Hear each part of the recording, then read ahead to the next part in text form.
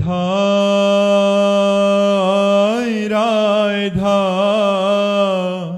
राधा राधा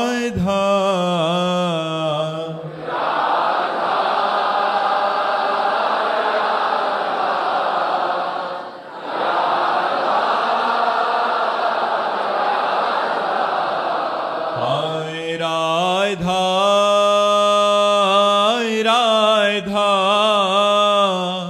राधा राधा राधा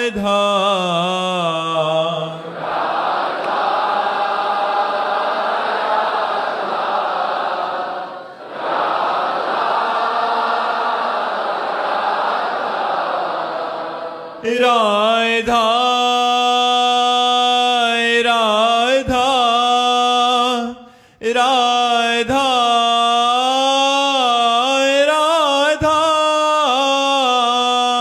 राधा राधा राधा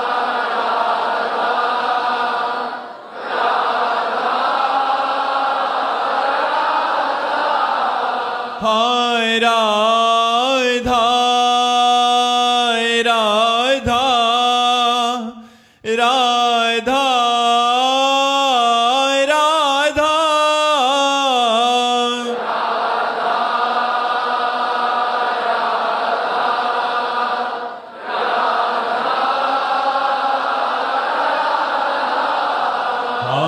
राधा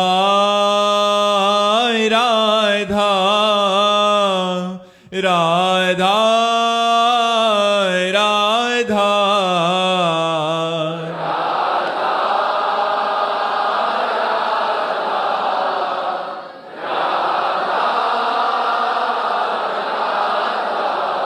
हाय राधा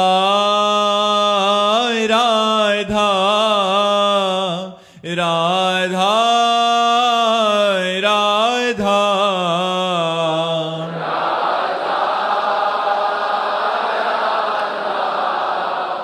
राधा राधा श्री राधा वल्लभ लाल की, समस्त संत हरि भक्तन की, श्री वृंदावन धाम की, सतगुरुदेव भगवान की। निशांत जी मथुरा से। महाराज जी राधे राधे। महाराज जी मेरे मन में कई दिनों से विचार आ रहा है कि मैं फालतू की चीजें, हंसी मजाक, बेकार की बातों को छोड़कर भगवान के चिंतन में अपने समय को लगाऊं।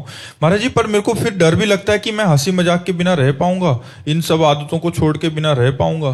तो ऐसे में महाराज जी बड़ा संशय आत्मा। ये मन डरवा रहा है, आप थोड़ी डर रहे हो, आपको मन डरवा रहा है। सद्बुद्धि ने आपको बहुत अच्छी प्रेरणा की कि जिस समय आप फालतू का समय नष्ट करते हो उस समय आप नाम जप करो, शास्त्र स्वाध्याय करो, सत्संग सुनो, परोपकार के विषय में चिंतन करो, माता पिता की सेवा के विषय में चिंतन करो। ये जो मन है ना, यही डरवाता है। कहीं मैं भजन करने लगा तो ऐसा ना हो जाए, कहीं ऐसा नहीं, ऐसा नहीं। हंसी मजाक से ज्यादा सुख मिलता है भगवान के भजन में। हंसी मजाक तो बाहरी मायाकृत है, भगवान का सुख सच्चिदानंद है। तुम डरो मत, नाम जप करो।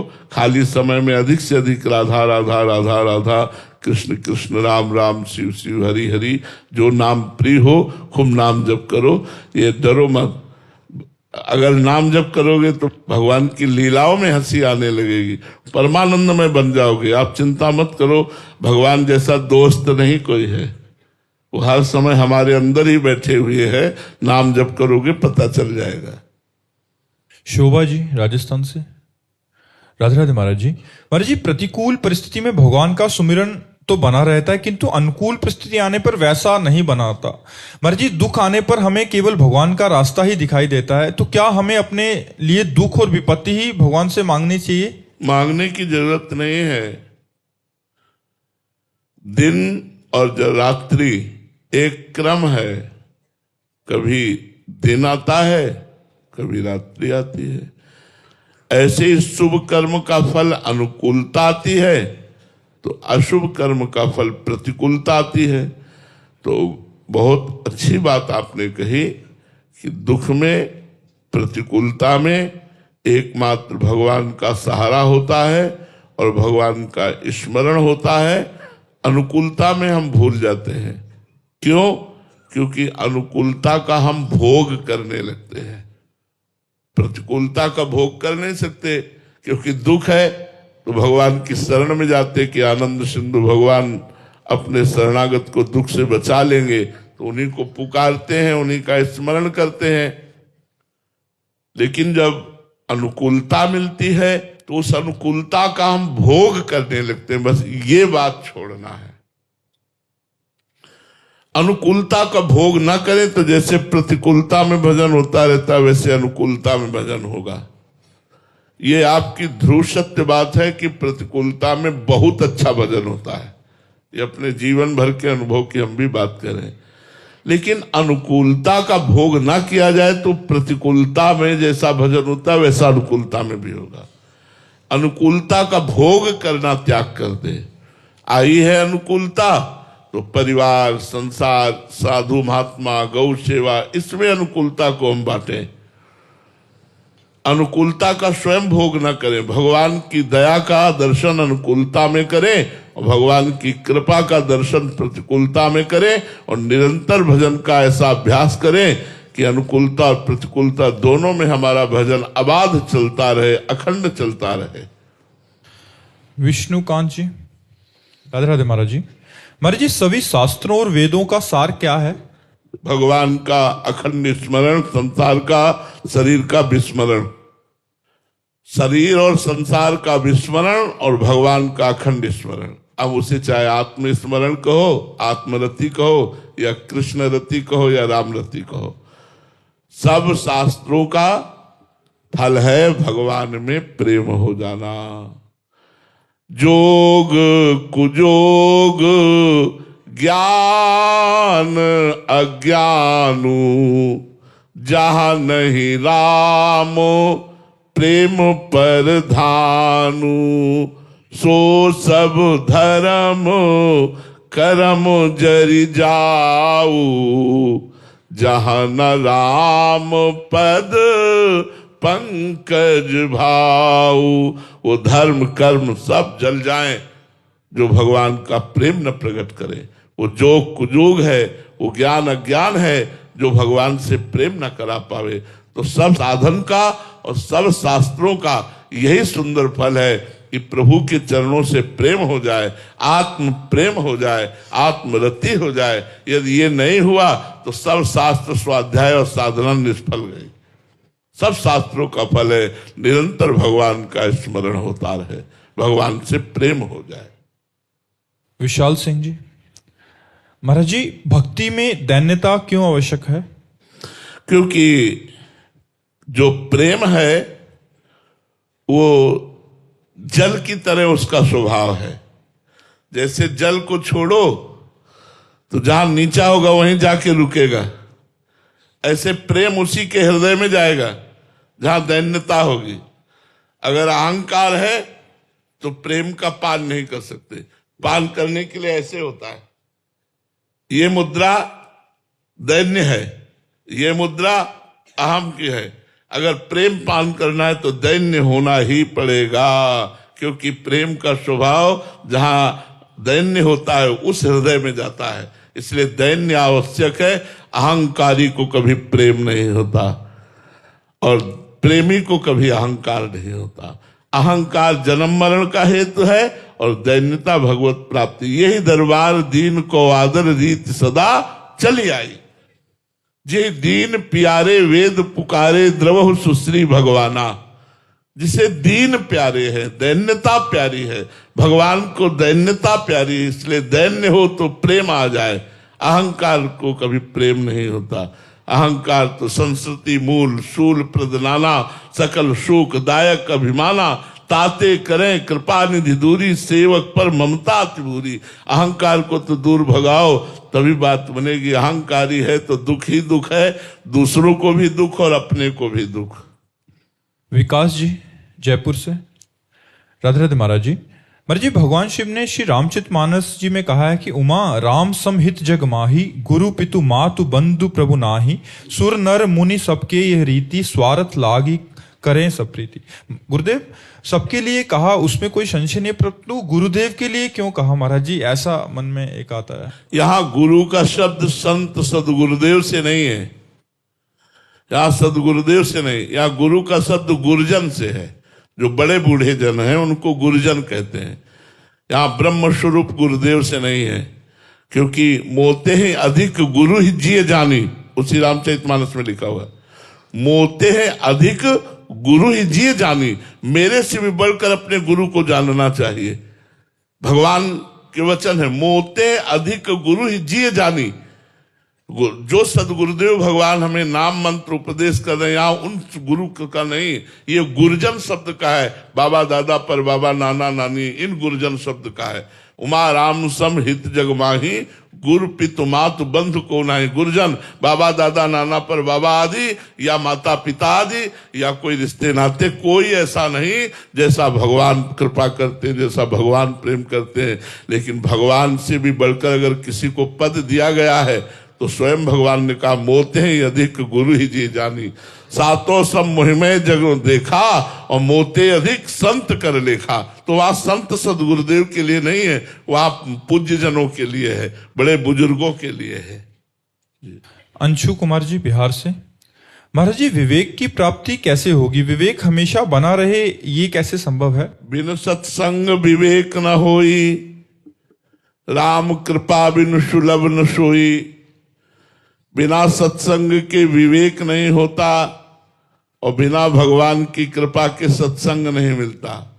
यदि हमें रोज सत्संग मिले तो हमारा विवेक जागृत रहे, और विवेक जागृत रहे तो होए विवेक मोह भ्रम भागा, तब रघुनाथ चरण अनुरागा।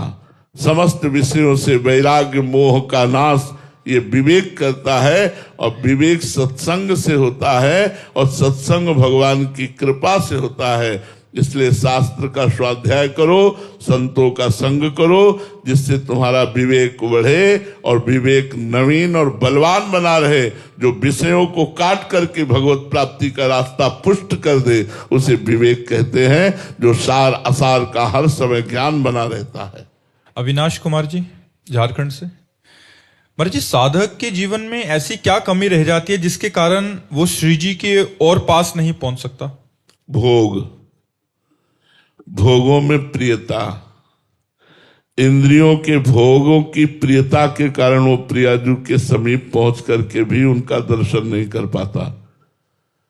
देखो, वृंदावन धाम प्रियाजू का महल है, वृंदावन के रसिक जन प्रियाजू के निज जन है। शिव विरंच जिस रज की वंदना करते उस रज में हम बैठे हैं, फिर भी हमें प्रियाजू के दर्शन की प्रबल लालसा नहीं, प्रियाजू से मिलने की चाह नहीं, प्रियाजू के मिलन की बात नहीं। क्यों? क्योंकि अभी कोई भोग है ऐसा जो मुझे प्रिय लग रहा है।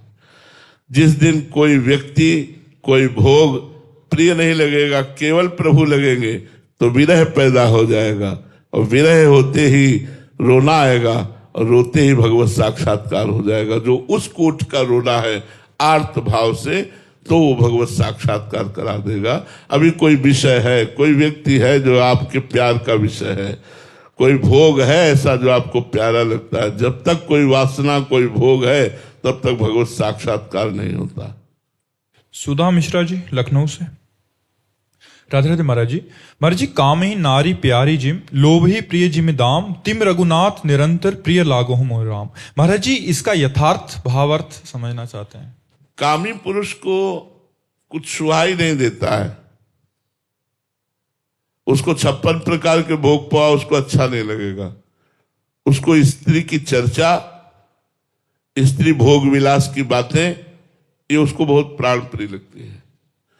और जिस स्त्री से उसका राग होता है, उठते बैठते चलते फिरते खाते पीते वो उसी स्त्री का चिंतन करता रहता है। इसका गोस्वामी जी ने अनुभव किया है स्वयं। अपनी पत्नी में बहुत अनुराग था गोस्वामी जी का, यहां तक कि जिस दिन से ब्याह करके आई थी उस दिन से मायके नहीं भेजा था। बोले जी नहीं सकते आपके बिना। तो गोस्वामी जी ने अनुभव किया कि कामी की हर समय वृत्ति स्त्री में लगी रहती है। तो हे राम जी, आप हमें ऐसे प्यारे लगे जैसे कामी पुरुष को कामिनी स्त्री, और लोभी पुरुष का हर समय धन में मन लगा रहता है। कितना हो गया, इतना बढ़ाना है, वो सुरक्षित रहे। वो कई बार दिन में वो चिंतन करेगा, उसी के विषय में चिंतन करेगा, अधिक से अधिक बढ़ाने के विषय में चिंतन करेगा, उसकी सुरक्षा का चिंतन करेगा। तो जैसे लोभी पुरुष धन बढ़ाने, धन की सुरक्षा और धन का चिंतन करता रहता है, ऐसे हे राम जी आपका नाम जप बढ़ाने, नाम जप की सुरक्षा और नाम निरंतर चलता रहे, ऐसे हम पर कृपा कर दो कि जैसे कामिनी से कामी की प्रीति होती है, लोभी से धन का जैसे चिंतन होता है, ऐसे हे प्रभु आपकी प्रीति और आपका निरंतर चिंतन हमारे हृदय में चलता रहे। कामी नारी प्यार जिम, लोभी जिम प्रिय दाम, तिम रघुनाथ निरंतर प्रिय लागो मोहि राम। प्राप्ति मिश्रा जी प्रयागराज से। राधे राधे महाराज जी। महाराज जी आपके मुख से सुना है कि भगवान भक्त की भावना के अनुसार ही उसी रूप में प्रकट होकर उनको दर्शन देते हैं, परंतु हमने उनका वास्तविक स्वरूप तो देखा नहीं महाराज जी, वैसी भावना कर ही नहीं पाते, तो भगवान के वास्तविक स्वरूप से वंचित रह जाएंगे। ऐसे में तो महाराज जी नाम जप, देखी रूप नाम आधीना। राम जी का क्या रूप है ये नाम जानता है, राम नाम जानता है। राधा जी का क्या असली रूप है, राधा नाम जानता है। कृष्ण जी का क्या स्वरूप है, ये नाम जानता है। खूब नाम जप करो, देखी रूप नाम आधीना। नाम के अधीन रूप है। जितना नाम जप करोगे उतना हृदय पवित्र होगा, और जहां निर्मल हृदय हुआ तो भगवान का जो सहज स्वरूप है वो आपके हृदय प्रकाशित हो जाएगा। भावना करने की जरूरत नहीं पड़ेगी, वो साक्षात प्रकट हो जाएंगे। अभी नाम का ध्यान करो, नाम को सुनो, नाम को जपो, नाम का चिंतन करो, नाम से रति करो, तो नाम ही रूप का दर्शन करा देगा। देखिए रूप नामाधीना। स्तुति जी इटावा से। राधे राधे महाराज जी। महाराज जी हम भागवतिक माहौल में रहने का प्रयास कर रहे हैं, बट कपट पाखंड काम क्रोध की प्रवृत्ति महाराज जी अंदर से मन छोड़ ही नहीं रहा। ऐसे में महाराज जी ऐसा लगता है कि धाम में भी रह रहे हैं, फिर कहीं गुरु अपराध या गुरु द्रोह ऐसा बन जाए। डरो मत, डरो मत, डरो मत। अस्पताल में और बढ़िया बढ़िया डॉक्टर, बढ़िया बढ़िया दवा है, डरने की जरूरत नहीं है। जैसे बड़े अस्पताल में पहुंच जाए तो डर नहीं रहता, एक से एक डॉक्टर रहते हैं, एक से एक दवा रहती है। तो ये हम भवरोग की अचूक औषधि का अस्पताल है वृंदावन, और रसिक महापुरुष यहाँ के डॉक्टर है, और उनके उपदेश औषधि है। चाहे जितना सीरियस मरीज हो सब ठीक हो जाएगा। अपराध का तो चिंता मत करो, वृंदावन ऐसे अपराध नहीं मानता अपने वास करने वालों के। जैसे माँ की गोद में बच्चा शौच कर दे तो माँ अपराध नहीं मानती, ऐसे हम वृंदावन धाम में कोई अगर गलती हो जाती है, वृंदावन वासी है तो वृंदावन प्रभाव सुनो। अपनो ही गुण देत, जैसे बालक मलिन को मात गोद भर लेत। जैसे वो मल लपेटे हुए बालक को माँ गोद में ले लेती है, ऐसे वृंदाटवी माँ अपने शरणागत, अपने अधीन, अपने वास करने वालों के पाप और दोष न देखकर उसे स्वीकार कर लेती। उनके स्वीकार करते ही प्रिया प्रीतम की प्राप्ति हो जाती है। तो आप डरो मत, नाम जप करते रहो। ये छल कपट काम क्रोध लोभ ये बहुत दूरी तक चलते हैं, ये धीरे धीरे शांत हो जाएंगे। खूब नाम जप करो। मर्ची फिर भी बार बार फिर वही गलती दोहराए मन, तो फिर वृंदावन धाम कोई ऑपरेशन। हम क्या करें, हम तो ऐसे हो जाएंगे। हम क्या करें, हमारे में सामर्थ्य नहीं है। सामर्थ्य होती तो हम सुधार लेते। बार बार वही गलती हमसे हो रही। आप सामर्थ्यशाली हो, आपकी शरण में गलतियों से बचने के लिए तो भागकर आपकी शरण मिली। यदि यहाँ भी गलतियां हमारे हृदय को नहीं छोड़ रही तो आप जिम्मेवार हो, हम जिम्मेवार नहीं है। हम तो आपकी शरण में है। ऐसे हो जाना चाहिए। गौरांग जी। राधे राधे महाराज जी। महाराज जी आपके जीवन में पूज्य उड़िया बाबा जी महाराज की जीवनी और वाणी जी का विशेष योगदान रहा है। गुरुदेव क्षमा करना, पूज्य बाबा की जीवनी और उनकी लीलाओं को समझना अत्यंत कठिन है।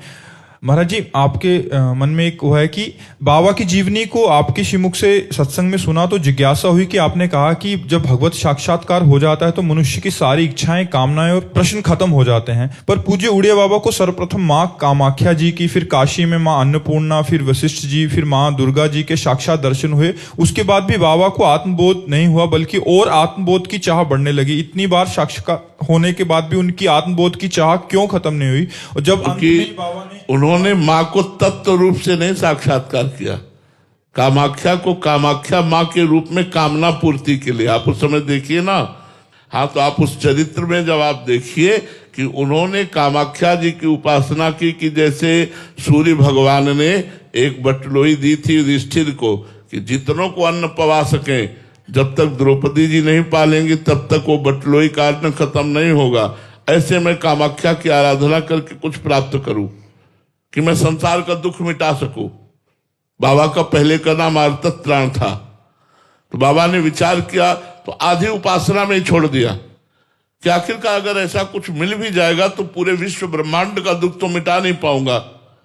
उत्तम जिज्ञासा होने के कारण उससे भी विरति हुई। कई अनुष्ठान लिए लेकिन उन सबसे विरति हुई। फिर संन्यास ले लिया। संन्यास लेकर तत्व साक्षात्कार में लगे। जब तत्व साक्षात्कार हो गया तब सारी कामनाएं शांत हो गई। फिर इसके बाद कोई अनुष्ठान किया है क्या बाबा ने? 18-18 घंटा अपने स्वरूप में बैठे रहते थे। तो कामाख्या जी को तत्व रूप से साक्षात्कार नहीं किया, सकाम उपासना की। तो सकाम उपासना से किसी देवी देवता का दर्शन हो जाना भगवत साक्षात्कार नहीं कहते। तत्व स्वरूप से उनको दान करके साक्षात्कार करना। जैसे श्री रामकृष्ण परमहंस जी ने काली माता को तत्व रूप से साक्षात्कार किया कि परम तत्व है, यही कृष्ण है, यही राम है, यही सब कुछ है। तो बोलो फिर और कोई उपासना की क्या? पूर्ण हो गए ना। जैसे उड़िया बाबा है वैसे रामकृष्ण परमहंस, कोई कमी थोड़ी थी। बात समझ में आ रही ना? हाँ, तत्व रूप से जिसकी भी आराधना करें तत्व रूप से करें। तत्व रूप से जब उसका साक्षात्कार होगा तब वो पूर्ण हो जाएगा। जी। मानवर्धन सिंह जी, राधे राधे महाराज जी। महाराज जी, आपने एक बार एक प्रश्न का उत्तर देते वक्त कहा था कि चेहरे की चमक और बाहरी तेज के चक्कर में मत पड़ो, आंतरिक तेज के चक्कर में पड़ो। महाराज जी, आंतरिक तेज क्या है और उसको कैसे जागृत कर सकते हैं? आंतरिक तेज यही है कि काम, क्रोध, लोभ, मोह, मद, मत्सर का प्रभाव नहीं पड़ रहा। मानापमानास्तुल्य तुल्य निंदात्म संस्तुति। मान और अपमान में, निंदा और स्तुति में समान भाव प्राप्त करके चाहे जैसी परिस्थिति हो अपने प्रभु को नहीं भूल रहा है। चाहे जैसी परिस्थिति हो उस परिस्थिति का गुलाम नहीं बन रहा है। हर समय वो परम स्वतंत्र भगवान के चिंतन में लगा हुआ है। ऐसे महापुरुष को संत कहते हैं। ऐसे महापुरुष को तेजस्वी कहते हैं कि उनके तेज के आगे प्रतिकूलता, अनुकूलता, सुख दुख, लाभ हानि ये सब मिट्टी हो गए। काम, क्रोध, लोभ, मोह, मद, मत्सर इनका कोई प्रभाव नहीं रहा। वो महापुरुष निरंतर भगवान में स्थित माने जाते हैं। अब ये बात कैसे पता चले कि ये निरंतर भगवान में स्थित है?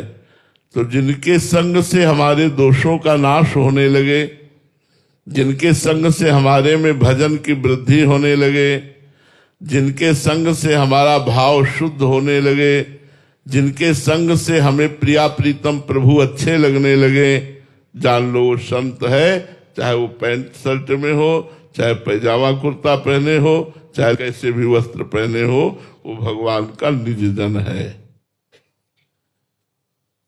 श्री दानेश्वर दास जी महाराज, राधे राधे महाराज जी। महाराज जी, मैंने 3 दिन और रात 27,000 गायत्री मंत्र का जाप का अनुष्ठान किया। मैं राम जी का सेवक हूँ, लेकिन महाराज जी सपने में महाराज जी आप और श्री राधा रानी के दर्शन ही हुए। महाराज जी, उनके क्यों हुए? राम जी के होने चाहिए थे। अरे भगवान जाने भगवान का क्या लीला विधान है, वो जाने। उनका कार्य तो हम नहीं बता सकते कि वो आपको क्यों ऐसा प्रेरित कर रहे हैं। राम जी जाने, राम जी की ही लीला है, वही जाने। उनके विधान को हम क्या बताएं कि किशोरी जी या हम किशोरी जी के दास हैं। अगर दास का दर्शन हुआ, इष्ट का दर्शन हुआ तो ये तो हम इतना जरूर कहेंगे कि अहोभाग्य है, क्योंकि स्वामिनी और स्वामिनी के दासों का दर्शन स्वामिनी की कृपा से होता है, ऐसे नहीं होता है। स्वप्न में अगर किसी भगवत दास का दर्शन हो रहा है तो अपार भगवान की कृपा समझो, और कहीं भगवत झांकी आ रही तब तो कहना ही क्या है। इसलिए तुम्हारी गायत्री जप का फल जो भगवान ने दिया वो संत समागम दिया, और वो प्यारी जी के चरणों का जैसी भी भावनात्मक झांकी आई हो वैसा दिया। मंगलमय है, अमंगल तो है नहीं, पर वो राम जी क्यों नहीं आए, प्रियाजू को क्यों भेज दिया, ये वो जाने। सुभाष मल्होत्रा जी रोहतक से। राधे राधे महाराज जी। महाराज जी, आपके मुख से कई बार सुना है जोई जोई प्यारो करे सोई मोहि भावे। महाराज जी, हमारे जीवन में ऐसी स्थिति कब आएगी और कैसे आएगी? ये अहंकार जब तक देह भाव में स्थित है तब तक ये द्वंद्वों में फंसा रहता है। अनुकूलता, प्रतिकूलता, लाभ हानि, सुख दुख, इन द्वंद्वों में फंसा रहता है। और जब ये अहंकार भगवान के चरणों में समर्पित हो जाता है या विशुद्ध मैं ब्रह्म स्वरूप में स्थित हो जाता है, तो शरीर धर्म जो अनुकूलता प्रतिकूलता है, जो लाभ हानि है, जो सुख दुख है, जो मान अपमान है, जो निंदा स्तुति है, उसमें वो सम हो जाता है। मान है तो ठीक है, अपमान है तो ठीक है, शरीर स्वस्थ है तो ठीक है, अस्वस्थ है तो ठीक है। कोई निंदा कर रहा है, अच्छा है, उसकी मति। कोई स्तुति कर रहा है, उसकी मति। वो इन सबसे परे हो जाता है जिसका अहंकार या तो ज्ञान में समाहित होकर मैं स्वरूप ब्रह्म स्वरूप हो जाता है या भगवान के चरणों में समर्पित हो जाता है। जब तक ये अहंकार नहीं नष्ट होगा तब तक ये बात समझ में नहीं आएगी कि जोई जोई प्यारो करे सोई मोहि भावे। ऐसा नहीं कि सह रहे कि आप भगवान हो, अब जो करोगे तो मुझे सहना ही पड़ेगा, ऐसा नहीं कह रहे। मोहि भावे, मुझे अच्छा लगता है, जो जो प्यारे मेरे विधान कर रहे हैं मुझे अच्छा लगता है। ये तभी होगा जब प्यारे के चरणों में अहंकार समर्पित हो जाएगा। और इसका साधन है भगवत प्रेमी महात्माओं का संग और खूब नाम जप और पवित्र शास्त्रों का स्वाध्याय, पवित्र ग्रंथों का स्वाध्याय। अगर ये तीन साधन हमारे जीवन में आ जाए कि जो निरंतर भगवान में स्थित रहते हैं, ऐसे महात्माओं का संग, निरंतर भगवान के नाम का जप और हमारे जो इतिहास पुराण शास्त्र है इनका स्वाध्याय, तो निश्चित निश्चित ये मलिन अज्ञान जनित देहाभिमान ये नष्ट हो जाएगा। और जहां देहाभिमान नष्ट हुआ कि विशुद्ध ज्ञान प्रकट हो जाता है। ज्ञान प्रकट हो जाने पर ही समता आती है, और समता में ही शत्रु मित्र सम जानी, मान मान अपमान सम, दुख सुख लाभ न हानि। यह जो कृपा हरिवंश की, वह कृपा पात्र उपासक शत्रु मित्र में समान भाव, मान अपमान में समान भाव, सुख दुख में समान भाव, लाभ हानि में समान भाव रख करके हर समय आनंद से युक्त रहता है। तो ये देहाभिमान ही मूल कारण है संस्कृति चक्र का। ये देहाभिमान ही शोक प्रदान करने वाला है। ये देहाभिमान ही जोई जोई प्यारो करे सोई मोहि भावे, ऐसा ये बर्दाश्त नहीं करता। अनुकूलता चाहता है, प्यारे के विधान में दोष दर्शन करता है। ये अभिमान ही छोड़ना साधना है। जिसका जितना देहाभिमान गलित हुआ है वो उतना ही उच्च आध्यात्मिक स्थिति को प्राप्त हो गया है। पूरा देहाभिमान गलित हो जाए तो भगवत साक्षात्कार हो जाए। तो इस देहाभिमान को गलित कीजिए साधना के द्वारा। श्री राधा वल्लभ लाल की